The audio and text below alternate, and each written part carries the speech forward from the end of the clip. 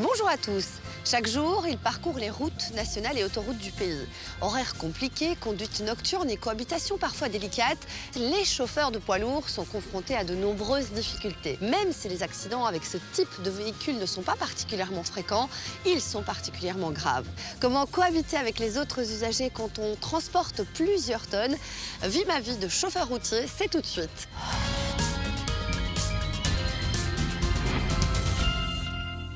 La conduite d'un poids lourd nécessite une attention toute particulière. La pression est aussi de plus en plus élevée vu le succès des e-commerce. Philippine, bonjour. Bonjour. Vous êtes conductrice de camion depuis combien d'années? En tout dans ma vie, 5 ans.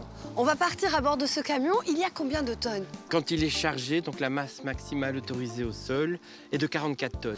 Impressionnant. C'est parti, on va vivre votre quotidien. On y va, en On y route. va, on monte. Quelle est la longueur du camion, là? Le camion, en tout, doit faire 13 mètres, ce qui n'est pas énorme. Je parle de l'ensemble, parce que c'est une remorque plus petite.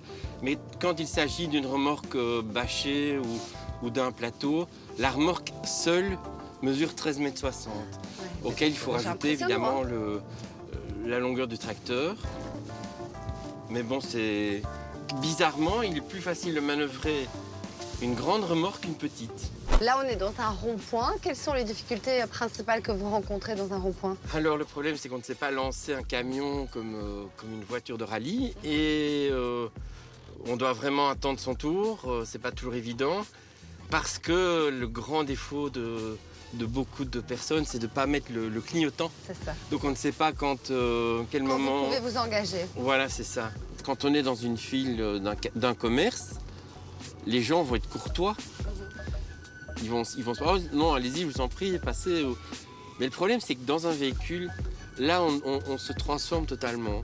Et c'est dingue, hein, parce que quelqu'un qui va pouvoir être adorable et courtois hors de sa voiture va devenir totalement différent au volant.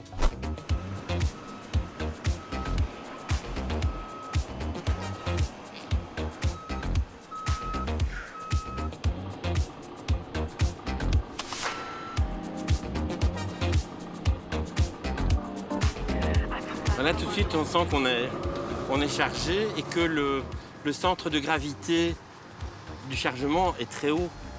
Quels sont les conseils que vous pouvez donner aux cyclistes, aux piétons quand ils croisent un camion? De ne jamais, au grand jamais, dépasser les camions par la droite. Et même si c'est pas gai de patienter, de rester derrière le camion au moins le temps qu'il fasse sa manœuvre dans l'éventualité où il tourne à droite. Donc il peut se retrouver écrasé entre le camion et la file de voiture. Et c'est pareil pour les piétons. Quels sont les conseils que vous pouvez donner aux automobilistes?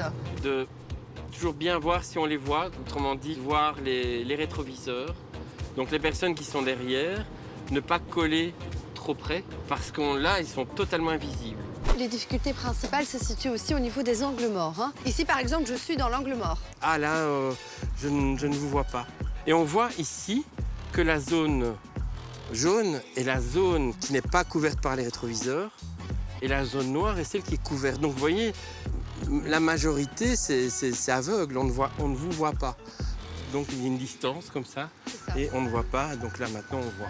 Vous l'avez vu dans cette immersion, la courtoisie, l'anticipation et aussi le partage de la route sont essentiels pour une bonne cohabitation. Si vous avez des questions, contactez-nous sur les réseaux sociaux. À la semaine prochaine et d'ici là, bonne route!